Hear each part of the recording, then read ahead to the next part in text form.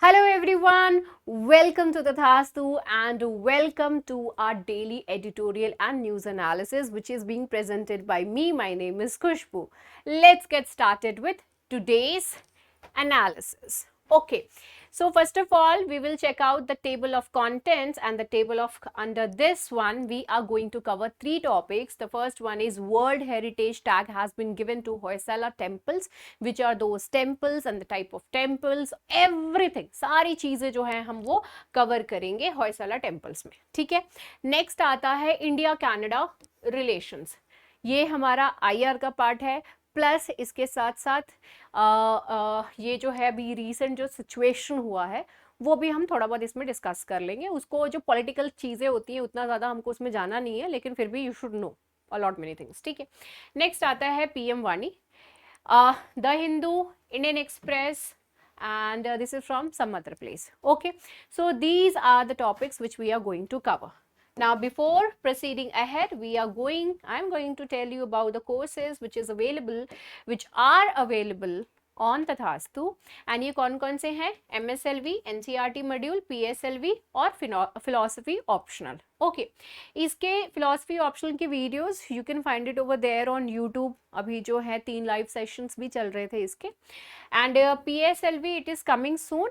once it will be launched you will be notified about that. आपको information दे दी जाएगी. and information related to any of these you can gather all of those from tathastuics.com. यहाँ पे आप जाकर के collect कर सकते हो. and apart from that you can call on these numbers या फिर जो है आप डायरेक्टली हमारे ऑफिस पे भी विजिट कर सकते हो. ओके, चलिए तो फिर शुरुआत करते हैं हमारे भारत के बहुत ही सुंदर स्ट्रक्चर्स के बारे में, टेम्पल्स के बारे में, और वो हैं होयसला टेम्पल्स. ओके, तो 3 होयसला टेम्पल्स हैं जिनको कि वर्ल्ड हेरिटेज साइट के तौर पर डिक्लेयर किया गया है. या today itself I was talking to students and हम वही बात हो रही थी कि जब वंडर्स की बात होती है, 7 वंडर्स, इंडिया में तो हज़ारों वंडर्स हैं in the form of temples. Ancient temples की मैं एक्चुअली ज़्यादा स्पेसिफिकली अगर मैं बात करूँ तो एंशियंट टेम्पल्स की, एंशियंट टेम्पल्स इतने मैग्निफिसेंट हैं, इतनी ज़बरदस्त तरीके से बनाए गए हैं कि उनकी कारीगरी, उनका स्कल्पचर्स, वो सारी चीज़ें देख करके ही एवरीवन जस्ट ऑ स्ट्रक कहते हैं ना, वो हो जाते हैं. It's like that. एंड ये तो इट वॉज ओवर ड्यू. ये बहुत पहले हो जाना चाहिए था, अभी हुआ है. खैर कोई बात नहीं, वो लोग आए, दे रहे, दुरुस्त है. हम तो हमेशा से जानते ही हैं कि भाई ये हमारे लिए बहुत ही बड़े हेरिटेज है. ओके, सो 3 टेम्पल्स हैं होयसला टेम्पल्स जिनको कि अभी डिक्लेयर कर दिया गया है वर्ल्ड हेरिटेज साइट के तौर पे. तो सितंबर 18 को इन्होंने ये चीज़ किया है. होयसला टेम्पल्स जो कि कहाँ पे हैं? बेल्लूर, हेलबीट और सोमनाथपुर. कहाँ पर? कर्नाटका. कर्नाटका बहुत इंपॉर्टेंट है, बहुत इंपॉर्टेंट है. किस पर्सपेक्टिव से? You will find a lot many, बहुत सारे टेम्पल्स, बहुत सारे जो आर्कियोलॉजिकली इंपॉर्टेंट साइट्स जो हैं वो आपको कर्नाटका में मिलेंगे. Vijayanagara empire, right, and Chalukyan empire, a lot many empire. Because of them you will find a lot many important places over there, and especially वो हम्पी, हर किसी को पता है ना कितना important, कितना interesting place है. खैर, so these are the temples, Hoysala temples के ही जो कि 3 इन जगहों पे establish है, यहाँ पर है वो historic sites. तो उन सभी को अब बूस्ट मिलेगा for this international tourism and obviously उनके प्रोटेक्शन एंड ऑल, उन सारी चीज़ों के लिए, राइट. चलिए अब हम एक एक करके जो है इनके बारे में जानते हैं. एक है चेनकेश्वरा टेम्पल जो कि कहाँ पे है? बेल्लूर में है. दिस पर्टिकुलर टेम्पल, इसको जो है केशवा या फिर केसवा या फिर विजयनगरा टेम्पल भी बोला जाता है. विजय नारायण टेम्पल भी बोला जाता है. क्या क्या बोलते हैं? Keshava, Kesava and Vijaya Narayana temple. Okay, Vijayanagar बोलने में तो विजय नारायण टेम्पल जो है ये बोला जा रहा है. ठीक है, तो ये जो 3 टेम्पल्स, मतलब ये 3 इसके सिनोनिम्स यू कैन से. एंड अपार्ट फ्रॉम दैट ये एक 12th सेंचुरी हिंदू टेम्पल है जो कि कर्नाटका के हसन डिस्ट्रिक्ट में सिचुएटेड है. इसको who commission this thing? So the king was Vishnuvardhana ने 1117 CE में इसको कमीशन किया था, इसको स्टार्ट किया था, and it is situated on the river bank of the on the bank of the river Yagachi river. नाम याद रखिएगा, दिस रिवर हमारे प्रीलिम्स पर्सपेक्टिव से इंपॉर्टेंट होगा, यागाची रिवर। ये विजय नारायण टेम्पल नाम याद रहना चाहिए, क्योंकि कोई जरूरी नहीं है चनकेश्वर टेम्पल से ही आपको जो है वो बोले, ठीक है, this is not necessary, right. तो Yagachi river is important over here, right. And ये जो है यागाची रिवर इंपॉर्टेंट हो गया, एंड यहाँ ये जो पर्टिकुलर एरिया है that was the early capital of the Hoysala empire, and इसी वजह से होयसला टेम्पल्स जो भी इनको इसलिए भी कहा जाता है। विजय नारायण नाम दिया हुआ है, तो नारायण किनको बोलते हैं, विष्णु भगवान को कहते हैं। तो ये जो टेम्पल है इट इज डेडिकेटेड टू चिन्नकेश्वा, जो कि विष्णु भगवान के एक रूप है, एक फॉर्म माने जाते हैं, तो उनको ये डेडिकेटेड है। ओके, अकॉर्डिंग टू ढाकी, ढाकी जो है वो एक ही रिनाउंड स्कॉलर है इंडियन टेम्पल आर्किटेक्चर को लेकर के एंड टेम्पल हिस्ट्री को लेकर के। This represents a period deep spiritual devotion to Shri Vaishnavism. तो वैष्णविज्म, आप जब हिस्ट्री पढ़ते हैं तो शैविज्म, वैष्णविज्म एंड शक्ति का जो है तीन, इनके बारे में काफ़ी एलैबोरेट तरीके से you get to know about these three, तो इनके बारे में पढ़ा जाता है। एंड ये वैष्णविज्म के टाइम, श्री वैष्णविज्म के टाइम पीरियड में ही जो है इसको बिल्ड किया गया था, particularly under the influence of Ramanuja Acharya. Okay, इनके अंतर्गत जो है ये किया गया था। दूसरा जो हमारा टेम्पल है ये होयसलेश्वरा टेम्पल, होयसलेश्वरा टेम्पल हेलबीड में, ठीक है। ये जो होयसला टेम्पल है इसको हेलबीडू टेम्पल भी कहते हैं, और इसकी स्थापना भी क्या 12th सेंचुरी में हुई थी as a Hindu temple. It is a Hindu temple and again it is there in the Karnataka. You can see that how beautiful it, how glorious this is. This magnificent temple is dedicated to lord Shiva, ठीक है। चिन्नकेश्वर temple जो है नारायण को है dedicated, Vishnu भगवान को, और ये जो है लॉर्ड शिव भगवान को जो है ये डेडिकेटेड है, राइट। अभी इसके बाद जो है कौन से किंग ने इसको कमीशन किया था, so that is the king Vishnuvardhana of the Hoysala empire. He was the one who actually did this thing. And इसी के पास जो है एक बहुत बड़ा मैनमेड लेक भी है, इसके पास जो है एक बहुत बड़ा मैनमेड लेक भी है। This is quite unique temple. Okay, unique, इसको एक मतलब यूनिक बोला जाता है क्योंकि ये it is a twin temple featuring Hoysaleshwara and the Santhaleshwara shivalingas. दो शिवलिंग्स जो हैं दोनों को ही रिप्रेजेंट करता है, that is why it is called as the twin, representing both the masculine and as well as the feminine aspects of the lord Shiva, ठीक है। तो लॉर्ड शिवा का feminine aspect and masculine aspect दोनों को ही यहाँ पर शो किया जाता है, and that is one of the important feature of this particular temple. Okay, Hoysaleshwara temple. Now here you can see, as I told you that these temples when it was built, everyone, हर कोई यही बात कहता है कि भाई ये जो temples जब बने थे ना तो people were using just the chisel and hammer. Can you say this thing? क्या आप इस चीज को कह सकते हो उतने ही कॉन्फिडेंस के साथ? तो जो इतनी फाइननेस के साथ ये सारी जितनी सिमेट्री के साथ बनाया हुआ है ये सारा, and the sculptures, the kind of sculptures these have been made, ये सभी क्या सिर्फ एक सिंपल सा चिजल एंड हैमर को लेकर के बनाया हुआ था? Can you guarantee on this particular thing? Obviously not. So this is something which needs to be questioned. क्या जो हमको पढ़ाया जा रहा है, बताया जा रहा है, क्या वो सच में वैसा ही है? ये थोड़ा सा जो है ब्लर दिख रहा है, बट यहाँ पे क्या है बहुत ही शार्प तरीके से, बहुत ही पतला इसके ऊपर मार्किंग्स हैं, एंड वो सारी चीजें एक्चुअली है और is possible with the machines. ये मशीन से पॉसिबल हो पाती हैं आज के डेट में. तो how these people were actually able to do these kind of things, कैसे ना?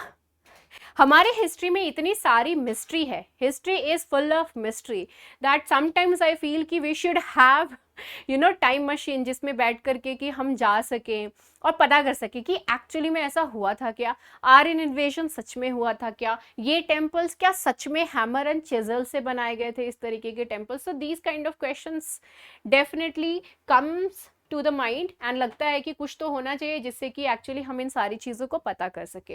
ये सारे इतने बड़े जो डिफिकल्ट स्टोन्स रॉक्स के ऊपर बनाए गए हैं, इतनी फाइननेस के साथ बनाए गए हैं, all these are not possible with the hammer and chisel, that is not possible. Next है चिन्नकेश्वा टेम्पल सोमनाथपुरा का। तो चिन्नकेश्वा टेम्पल जो है, इसको चिन्नकेश्वा टेम्पल या फिर केशवा टेम्पल जो है वो भी कहा जाता है, एंड ये कहाँ पर है, कावेरी रिवर के पास इसको it is situated which is there in the Somnathpura, Karnataka. ठीक है, again in the Karnataka itself. This is really again very huge, very beautiful temple with the cultural significance it has, and इसको consecrate किया गया था 1258 में by Somnath दंडनायका। Okay, Somnath दंडनायका जो कि एक मिलिट्री जनरल थे, दंडनायक। ओके, तो दंडनायक यू कैन अंडरस्टैंड। ठीक है, तो नायक किसको बोलते हैं, हम लीडर को बोल रहे हैं, राइट। तो मिलिट्री जनरल जो है किसके अंडर थे, ये king Narasimha the third, king Narasimha the third यानी कि तृतीय, नरसिम्हा तृतीय जो थे उनके अंडर इन्होंने जो है सोमनाथ दंडनायका जो है उन्होंने इसकी स्थापना करी थी। Okay, so this also becomes very important. आप लोगों ने जीएस हिस्ट्री पढ़ा है तो ये सब चीज़ें तो ऑब्वियसली आपने पढ़ी होंगी, फिर से रिवाइज करना is important because prelims perspective से अभी फिर से जो है ये इम्पॉर्टेंट हमारे लिए हो गया है।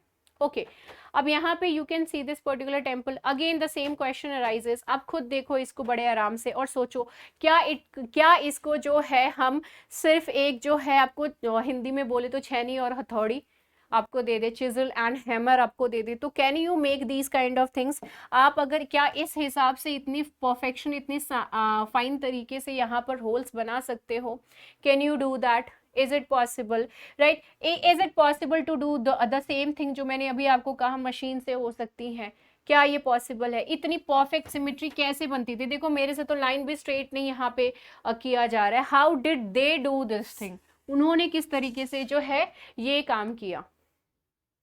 Okay, these are the things which becomes really very important. Now here you can see the animals यहाँ पर बनाए हुए हैं। टेम्पल्स जो है वो सिर्फ वर्शिप करने के लिए नहीं होते थे पहले, ठीक है।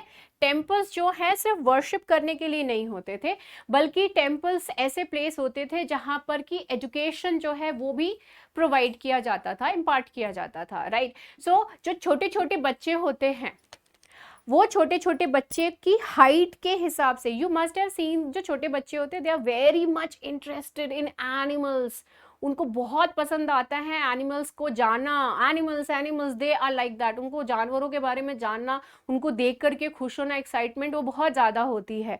तो यू कैन सी कि बच्चों के हाइट के ही हिसाब से जो है यहाँ पर कुछ कुछ कारीगर जो है बना दिया करते थे, ठीक है, सो दैट वो अपने हाइट के हिसाब से चीज़ें देखें और उसको देख करके उनको क्यूरियोसिटी हो और उससे वो सीखे चीजें, right. So this is the reason these kind of images जो स्कल्पचर्स हैं वो एक्चुअली यहाँ पर बनाई जाती हैं।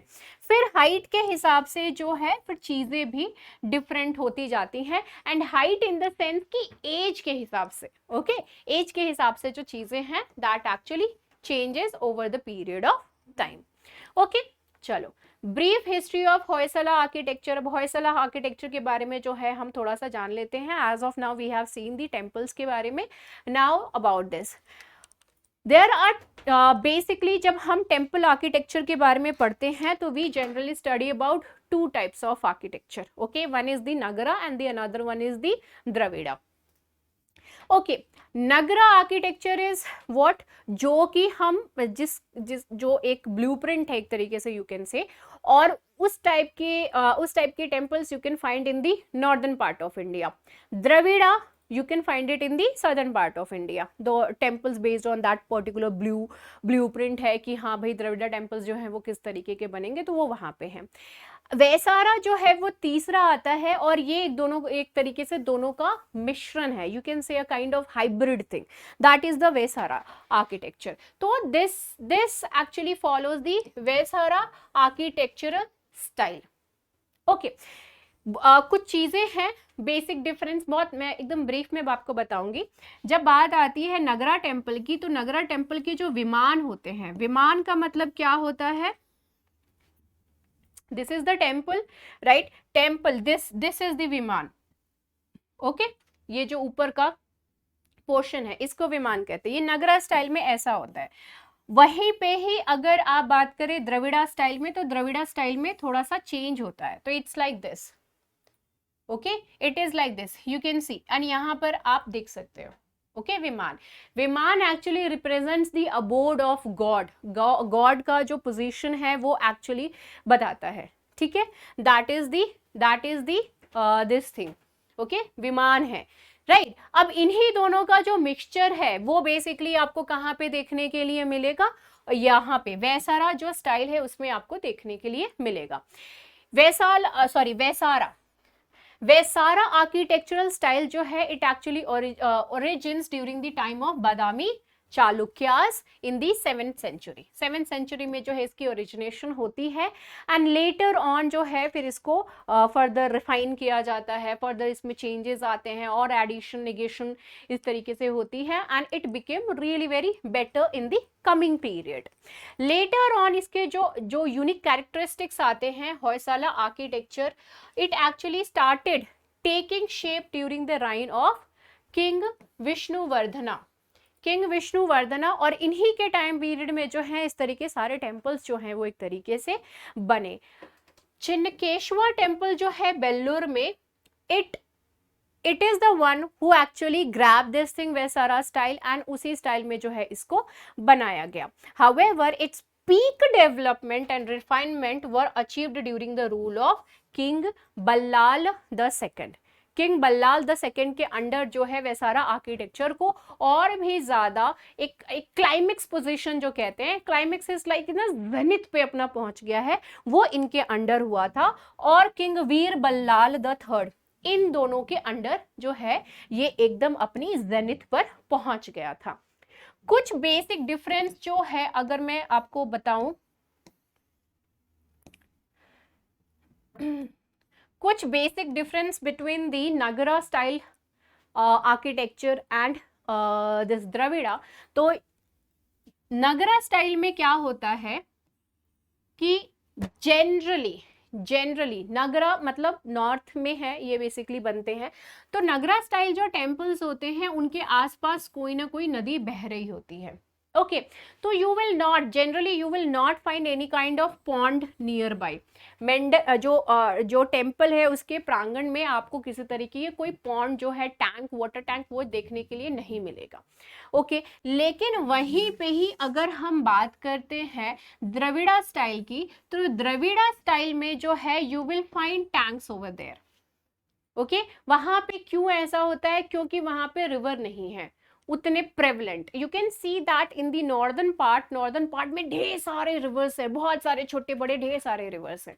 ठीक है, लेकिन पेनिनसुलर रीजन यानी कि जो डेक्कन रीजन है वहां पर ऐसा नहीं है. और थ्रू आउट द ईयर भी रिवर्स जो है वो नहीं बहती हैं, बिकॉज वो क्या है वो थ्रू आउट द ईयर वहां पे मतलब उनका जो मेन स्रोत होता है वो बारिश हो जाती है. तो they are not having that much of water to continue throughout the year. But यहीं पे नॉर्थ में क्या है, ग्लेशियर्स हैं एंड ऑल, तो उसकी वजह से वहां से जो है ढेर सारा पानी आ जाता है बड़े आराम से, कोई टेंशन जो है वहां पर नहीं रहती है. तो इसलिए वहां पे जनरली टैंक्स नहीं होते हैं और यहाँ पे जनरली रिवर्स उतनी प्रेवलेंट नहीं है, तो इस वजह से यहाँ पर आपको टैंक्स देखने के लिए जरूर मिलते हैं. So this is what it is related to the basic difference between two. And you can see कि जहां जहां ये बोला है कि इस रिवर के पास है, इस रिवर के पास है, तो वहां पे टैंक का मेंशन नहीं किया था मैंने स्टार्टिंग में, you can check out that. और जहां पर रिवर है मतलब वहां पे टैंक का मेंशन नहीं है, जहां पे रिवर नहीं है वहां पे टैंक का मेंशन मैंने किया था. यही 3 रिवर्स में आप इसको डिफरेंस देख लीजिएगा. Okay, the presence of water is really very important. Okay और ये चीज आप देखिए हिंदुइज्म में भी है, ठीक है, एंड इसमें भी है, सनातन धर्म में भी है, प्लस इसमें सिखिज्म में भी है, इस्लाम में भी है। वाटर का presence is very much important. Okay चलिए अब हम बढ़ते हैं आगे की तरफ। वैसारा आर्किटेक्चर, वैसारा आर्किटेक्चर में जो है स्टेलेट प्लान, होयसला टेम्पल्स जो हैं यहाँ पे इनका जो टेम्पल्स होता है उसका एक यूनिक फीचर होता है। यूनिक क्या है? यूनिक स्टार शेप्ड या फिर जो स्टेलेट बेस जो है वो थोड़ा स्टार शेप टाइप का इनका बेस होता है। ओके एंड वहीं पे जो है इनकी मेन स्ट्रक्चर बनाई जाती है, मेन लॉर्ड की जो मेन स्ट्रक्चर है वो बनाई जाती है वैसारा में। मैं आपको यहीं पे ही दिखा देती हूँ ये चीज को। As you can see platform generally क्या बनता है, इस तरीके से बनता है। This is the main area जहां पर की मेन टेम्पल है, उसके बाद यहाँ पे सीढ़ियां बना दी जाती हैं, ठीक है। जनरली जो टेम्पल्स का ऐसा रहता है, लेकिन वैसारा में आप ये देख सकते हैं कि किस तरीके से जो है यहाँ पर ये चीज जो है ये है, ठीक है। ऐसा लग रहा है कि स्टार्स जो है वो एक तरीके से शाइन करती नहीं है स्टार्स। मैं उतना अच्छा नहीं बना पा रही हूँ बट लाइक मतलब मेरे कहने का मतलब जैसे कि स्टार्स जो हैं तो ऐसा कुछ ये मैंने थोड़ा सा बड़ा बना दिया तो ये इतने बड़े नहीं, बट ऐसा ही कुछ जो है वो बेसिकली यहाँ पे बताने की कोशिश हो रही है। तो इनका जो शेप है वो stellate, so that is the one plan, that is the one. Next vimana की जहां तक बात होती है, the vimana which refers when it comes to the Hoysala temple, ये काफी मॉडेस्ट होते हैं। इट्स नॉट लाइक कि बहुत ज्यादा हाइट नहीं होती है, बहुत ज्यादा ऊंचे भी नहीं होते, बहुत ज्यादा छोटे भी नहीं होते हैं, ठीक है, वैसारा में। एंड इनका जो स्टाइल है it's like that of the south Indian temples only. The विमान ऑफन अडॉप्ट्स द पिरामिडल या फिर शिखर लाइक शेप। पिरामिडल शेप जो है वो इस तरीके से इनकी पिरामिडल शेप रहेगी या फिर शिखर स्टाइल जो है इनकी शेप हो सकती है। इंट्रिकेट कार्विंग्स की हम बात करें तो कार्विंग्स जो है बहुत ही फाइन, बहुत ही सुंदर इनकी कार्विंग्स होती हैं यहाँ पर वैसारा में। मंटपा एंड द पिलर्स, मंटपा जिसको हम मंडप कहते हैं उसको मंटपा भी कहते हैं, सेम है, तो इस चीज को लेकर के कंफ्यूज मत होइएगा, ठीक है। सो मंटपा या फिर मंडप जो है वो इसका एक मेन कैरेक्टरिस्टिक है, characterized by two distinct roof domes. One is the domical, one is the domical ceilings can be there, the dome like thing, the ceiling can be there, and apart from that which resembles the dome, मतलब dome like structure हो सकती है, ceilings ऐसे हो सकते हैं, and are upheld by 4 pillars, 4 pillars जो हैं उससे इसको अपहोल्ड किया गया हो। And the square ceilings can also be there, square ceilings भी हो सकती हैं। एंड इन सभी को जो है बहुत ही सुंदर तरीके से, लाविश तरीके से जो है इनको डेकोरेट किया रहता है। okay, very lavishly, very beautifully, all these things are actually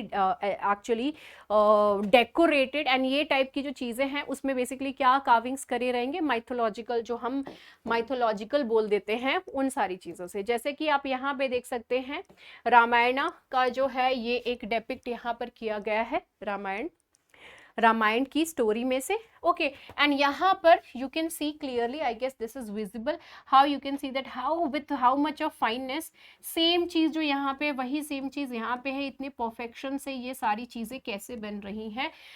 these the archaeological people, जो कि आर्कियोलॉजिकल साइट्स को पूरा स्टडी करते हैं, do they have actually the satisfying kind of answer, क्या उनके पास ऐसा कुछ सेटिस्फाइंग आंसर है इस चीज को बताने के लिए, तो I would like to listen that. खैर, तो यहाँ पर आप एक चीज देख सकते हो कि रामायण को यहाँ पे डिपिक्ट किया गया है, king Ram is over here. Now let's move on to the next topic. Fine, I hope that you enjoyed the previous topic. Now let's move on to the next topic, that is the IR part, that is of the IR part. So recently G20 की summit हुई थी जिसमें कि Justin आए थे, mister Justin Canada के, and ये हमारे मिस्टर PM मोदी, ठीक है, ही इज द वन। अब यहाँ पे जो है कुछ चीज़ें हुई लास्ट टाइम जब G20 की समिट हुई थी, तो वहाँ पर भी इनको बहुत ह्यूमिलिएशन फेस करनी पड़ी थी। And by Chinese prime minister. एंड इस बार जो है इंडिया की तरफ से ये ह्यूमिलेशन फेस करने को मिला है।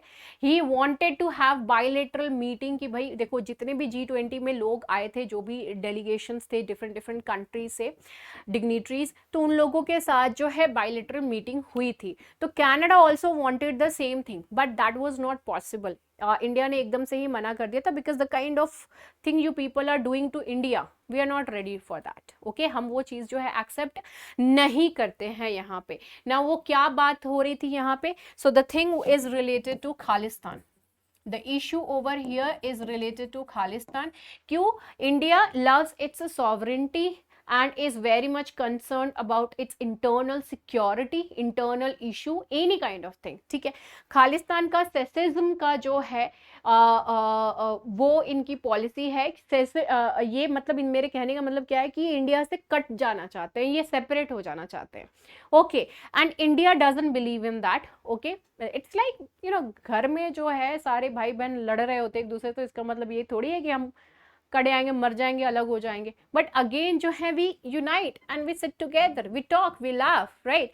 तो यहाँ पे इनकी पॉलिसी अलग है। इस चीज को जो है यहाँ पे कनाडा में बहुत बार आप लोगों ने अक्सर देखे होंगे वीडियोस में कि हमेशा जो है कनाडा में इस तरीके की चीजें होती हैं। People protest against India and किसी तरीके का एक्शन जो है वो नहीं लिया जाता है।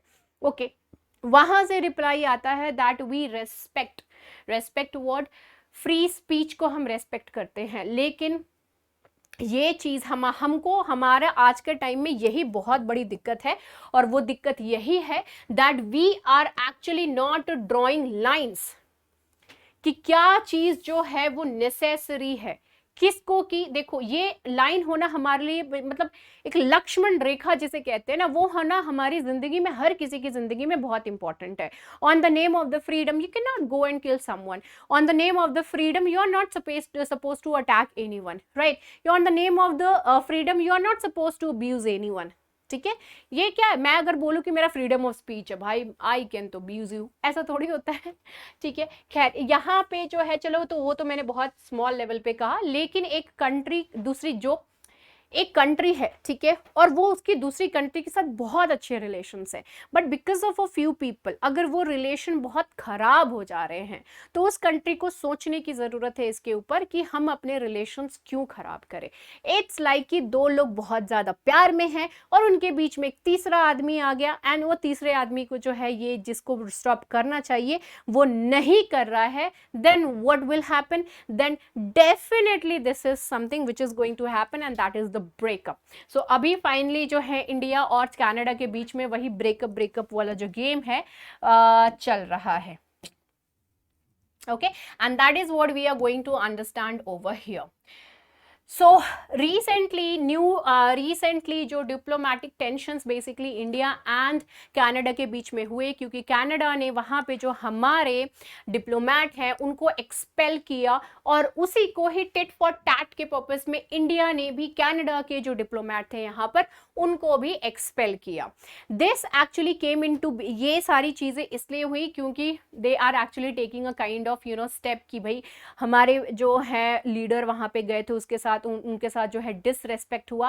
And you must have seen, I believe that आप सभी लोगों ने देखा ही होगा कि एक मीम बहुत ज़्यादा फेमस हो गई that he is shaking the hand and finally he is showing the way out. Okay, तो वो बहुत ज़्यादा फेमस हो रहा है, एंड इसी चीज़ को लेकर के जो है काफ़ी ज़्यादा tensions in misunderstandings and all, and as soon as he arrived over there in Canada, उसके बाद जो है allegations लग रहे हैं that India is behind the assassination of Nijjar. Okay, the person who is actually being Hardeep Singh Nijjar, ठीक है, the person who is believed to be not believed, क्या he was the extremist, ठीक है, Khalistani Sikh extremist, he was one of them. तो इनको जो है इनको मारने का जो जिम्मेदारी डाल दिया है दूसरे देश पे, यानी कि इंडिया के ऊपर इन्होंने डाल दिया। You are not suppose to give this kind of statement as a responsible people, responsible diplomat, as a responsible country. इस तरीके से आप खुला जो है बात नहीं बोल सकते हो। ओके क्या है क्या नहीं है आप इंटरनल लेवल पे बोल करके फिर कह सकते हो, लेकिन अगर इस तरीके से कोई भी करता है तो रिलेशंस वर्स्ट हो जाएंगे and you can see the repercussions which are actually happening. And India में जो है ऑब्वियस सी बात है इस चीज को लेकर के बोला जा रहा है कि भाई आप क्या बोल रहे हो, होश में हो ना। Okay why the Canada is actually so much supporting the Sikh community, तो वो भी एक बहुत बड़ा पॉइंट है। और वो ये चीज़ है कि कनाडा को ना वहाँ पे सिख कम्युनिटी जो है वो पंजाबीज जाकर के उन्होंने अपनी एक वहाँ पे एक तरीके से लोग कहते हैं कि मिनी पंजाब बना दिया। Okay that is also Punjab. When you will be there you will see everywhere is Punjabi, लगेगा ही नहीं कि आप दूसरे देश में आ गए हो। हाँ infrastructure and all that is different but everywhere you will see the Punjabis. ठीक है सो मिनी पंजाब बना दिया। खैर अब हम देखते हैं इंडिया और कनाडा के रिलेशंस को। तो हिस्टोरिकली अगर हम देखें तो लेट 19th सेंचुरी में इंडियन इमिग्रेंट्स जो हैं वो कनाडा जाने लगे वर्क के पर्पज से, रेलवेज में और या फिर इंडस्ट्रीज में, डिफरेंट इंडस्ट्रीज में काम करने के लिए they started moving over there. Political relations की अगर हम बात करें तो इंडिया और कनाडा की जो एक डिप्लोमेटिक टाइज है वो 1947 इंडिया आज़ाद हुआ उसके बाद जो है एस्टैब्लिश हुआ। इंडियन प्राइम मिनिस्टर जो है वो कनाडा में 2015 में गए थे एंड इसके बाद जो है बायलैटरल टाइज और भी बेटर होने लगी थी, स्ट्रेटेजिक पार्टनरशिप जो है हमारी काफ़ी बेटर हो गई थी। रिसेंटली अक्टूबर 2019 में mister Raj Saini he became chair of Canada India parliamentary association. ठीक है एक इंडियन जो है वो पार्ट बन गए वहां पर, that's a big deal. Indian origin के दोनों ही जो है पार्लियामेंट्री स्ट्रक्चर्स एंड प्रोसेसेस जो हैं वो फॉलो करते हैं। तो ये कुछ जो है सिमिलैरिटीज हैं दोनों कंट्रीज के बीच में। इकोनॉमिक पर्सपेक्टिव से अगर हम देखें तो जो कनाडा है उसको 9th लार्जेस्ट एक्सपोर्ट डेस्टिनेशन के तौर पर जो है वो देखा जाता है।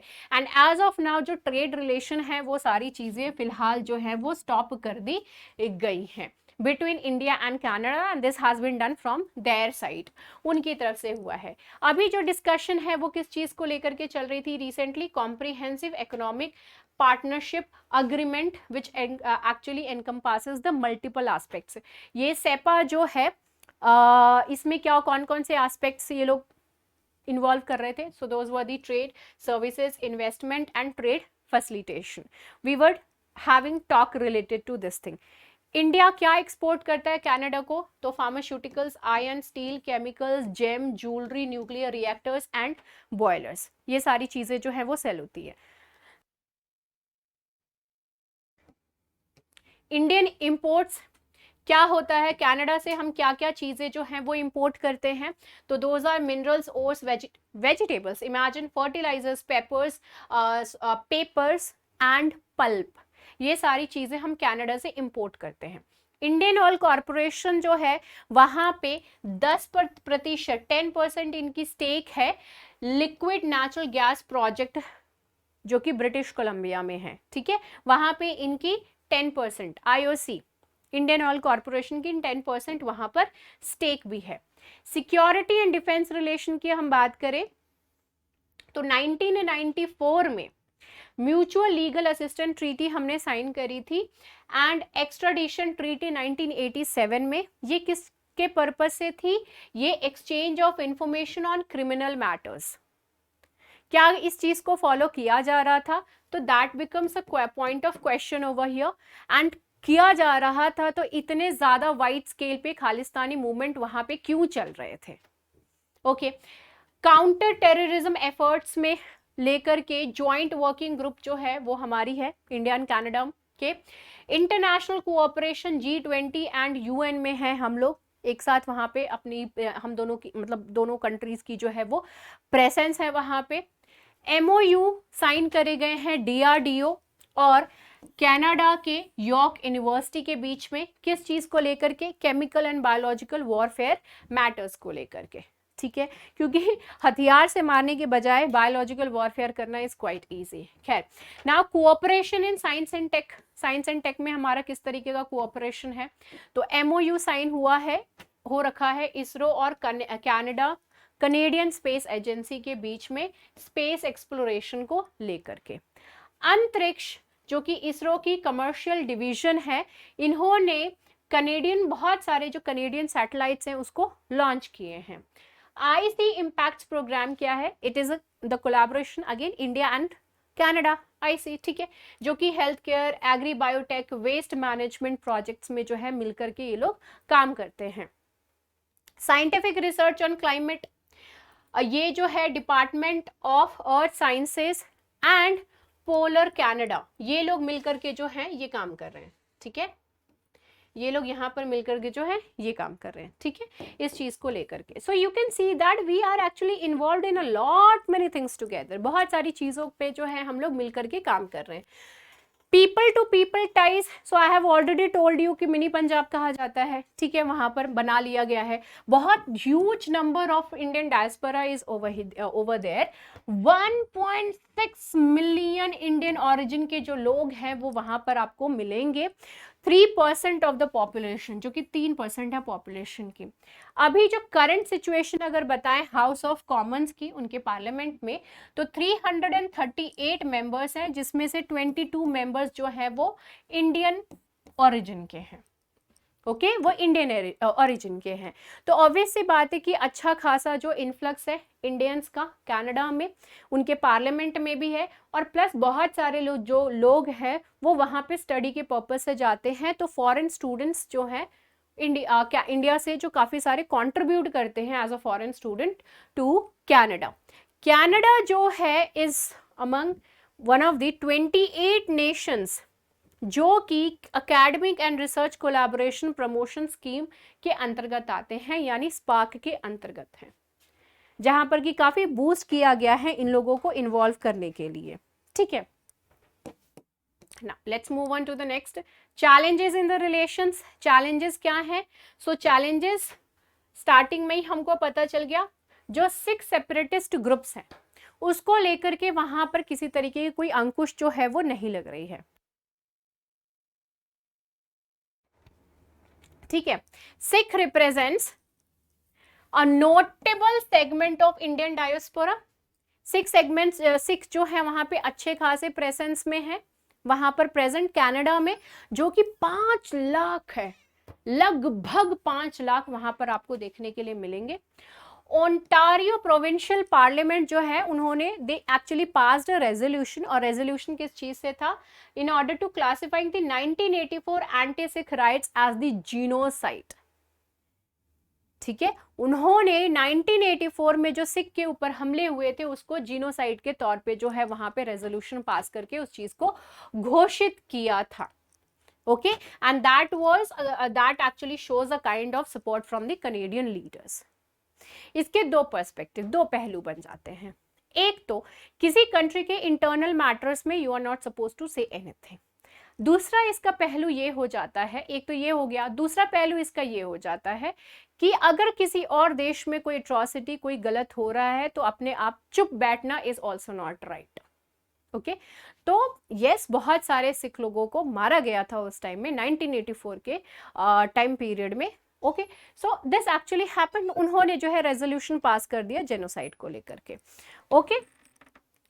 Just a minute,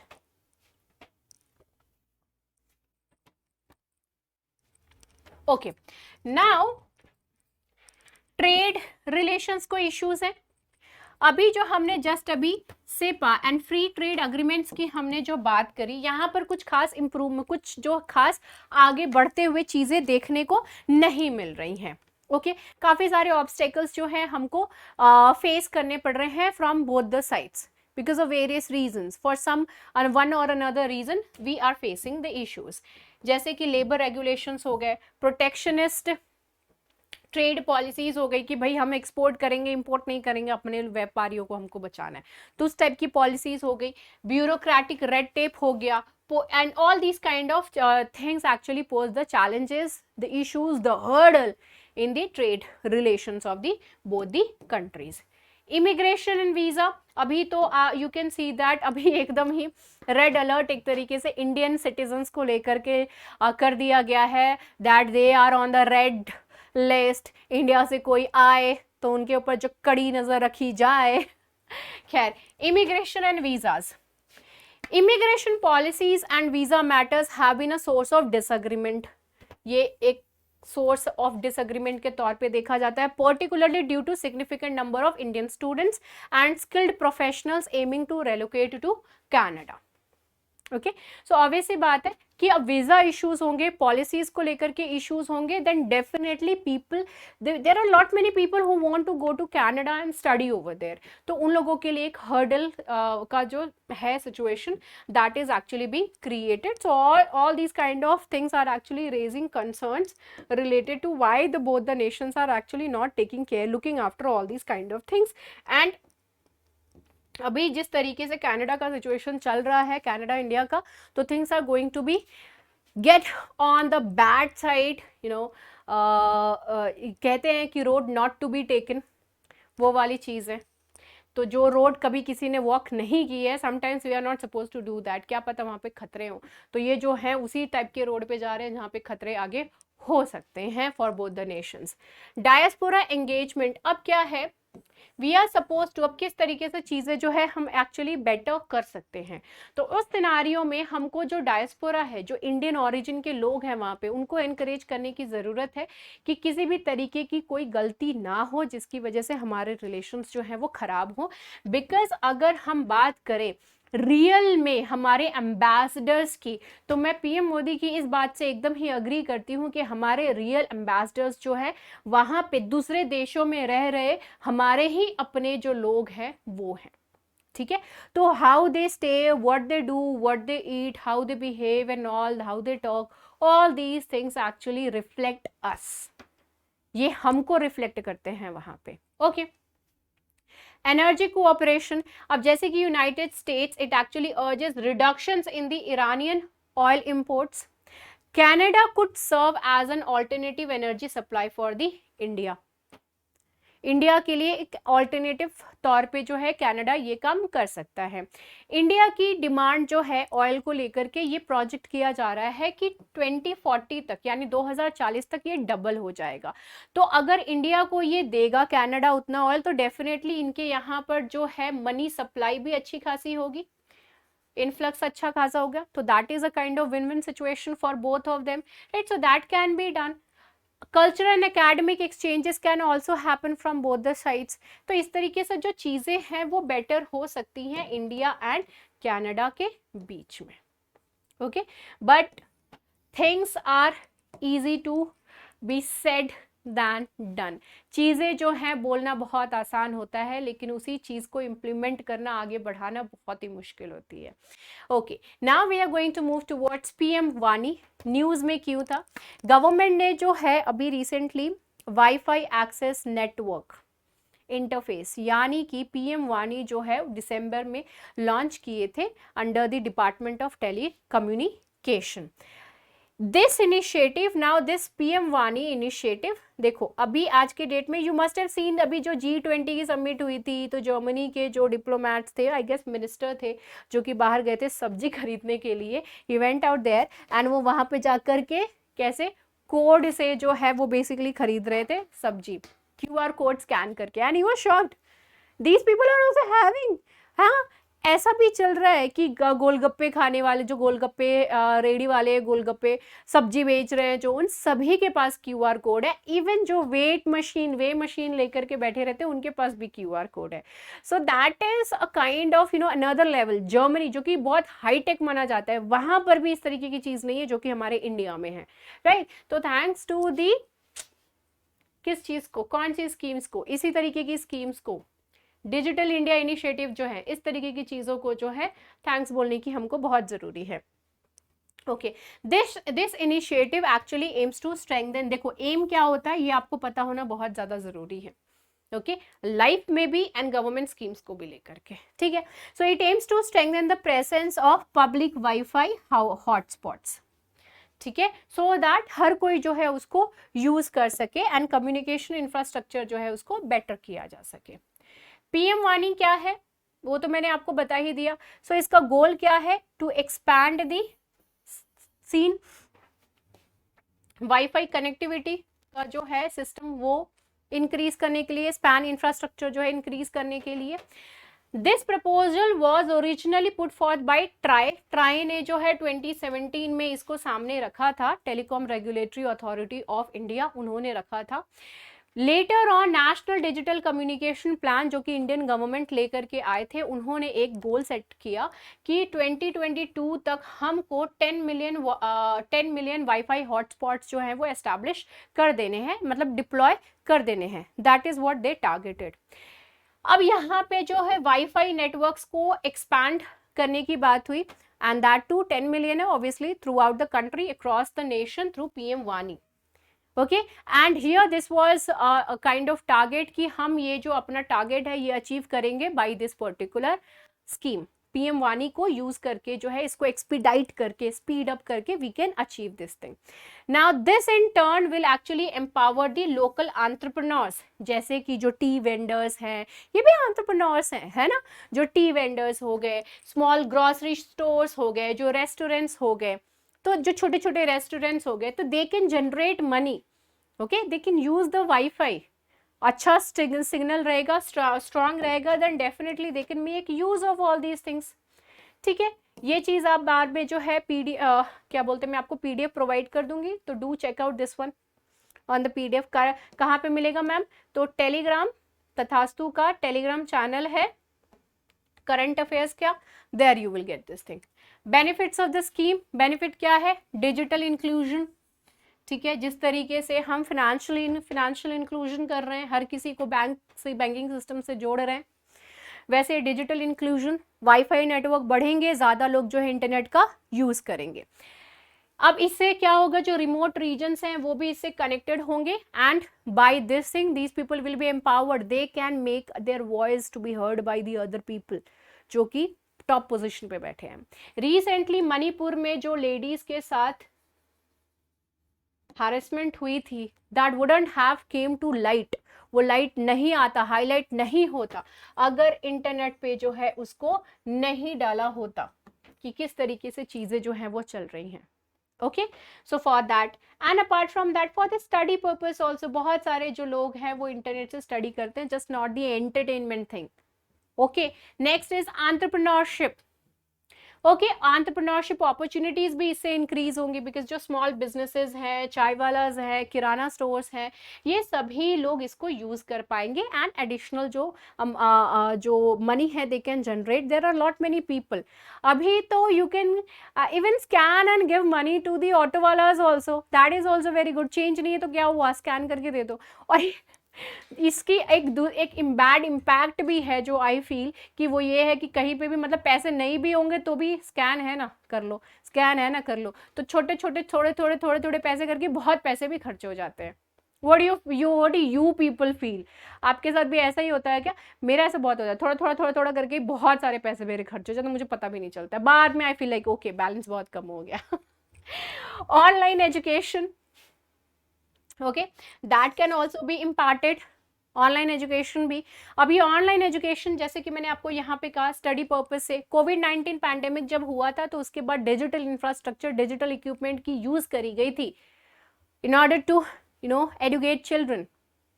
okay, otherwise 2 साल तो पूरी जिंदगी खराब हो जानी थी, राइट। नेक्स्ट आता है better access to the services, by having the proper internet you can make use of the various services, internet banking है, there are lot many things which you can actually do but just by sitting at home, बस कर दिया, mobile is everything, that is the kind of power। Hurdles क्या है इसको implement करने के लिए, तो सबसे बड़ा हर्डल आ जाता है infrastructure which is very obvious, ठीक है, वाईफाई इंफ्रास्ट्रक्चर जो है वो इम्प्लीमेंट करना, तो यहाँ पे जो है इक्विपमेंट एंड टेक्नोलॉजी लेकर के जाना, तो that becomes a kind of problem. So infrastructure issues हैं, ऑपरेशनल चैलेंजेस हैं, लार्ज स्केल पे कर रहे हैं, डिप्लॉय कर रहे हैं, ठीक है, तो इसकी मेंटेनेंस जो है, लार्ज स्केल पे डिप्लॉयमेंट करना, मेंटेनेंस, इन सबको मॉनिटर करना, ये these kind of things, these are very obvious kind of hurdles. Security concerns भी हो जाते हैं क्योंकि पब्लिक वाईफाई है, ठीक है, so there will be a lot many people who might be in search of your data, they can hack, ठीक है, तो प्रिवेसी कंसर्न जो है यहाँ पर ये भी आ जाता है। नेक्स्ट आता है issues in providing fair access also, कि क्या हर किसी को फेयर एक्सेस मिल रहा है। इजंट इट लाइक दैट कि one person is able to use too much but the other person is not able to get that. So balancing competition and preventing monopolies among the wifi service providers are also very much important. It's not like कि government जो है wifi services के लिए बोल दी है infrastructure develop करने के लिए, तो इट्स नॉट लाइक कि सिर्फ जियो जियो जियो हर जगह फैल जाए, ठीक है, तो मोनोपोली नहीं होनी चाहिए। एयरटेल को भी एंड वी को भी, हर किसी को भी जो है वो चांस मिलना चाहिए, so monopoly shouldn't be there. So these kind of things actually is being pointed out over here. क्या हो सकता है way forward? So the very first thing, affordable access so that every one can make use of it, ठीक है, rural areas में specially, और जो भी अंडर सर्व्ड एरियाज हैं वहाँ पे अगर आपको सर्विसेज प्रोवाइड करनी है तो अफोर्डेबल रेट्स देने होंगे। इंडिया में बहुत अफोर्डेबल हैं, बिलीव मी, बहुत ही लो प्राइस पे इंटरनेट है। डिजिटल स्किल्स जो हैं वो are supposed to be increased, so skills and knowledge among the citizens to empower them in the digital age is very important. cyber security and data privacy के ऊपर ध्यान देने की बहुत ज़्यादा ज़रूरत है, and test innovations are also very much important. foster an environment conducive to tech innovations and startups, promoting economic growth and the job creations. Okay, so this is it related to our daily editorial and news analysis. I hope that you people are enjoying. I read yesterday's comment. I felt really very good कि आप लोगों को अच्छा लग रहा है, पसंद आ रहा है, डिटेल में पूरा एकदम A to Z कवर कर दे रहे हैं. So this is our approach and I hope that you found this one also really very attractive. So if you found it, do share and subscribe, do like as well. See you in the next video. Good night, take care and have a great time. Jai Hind.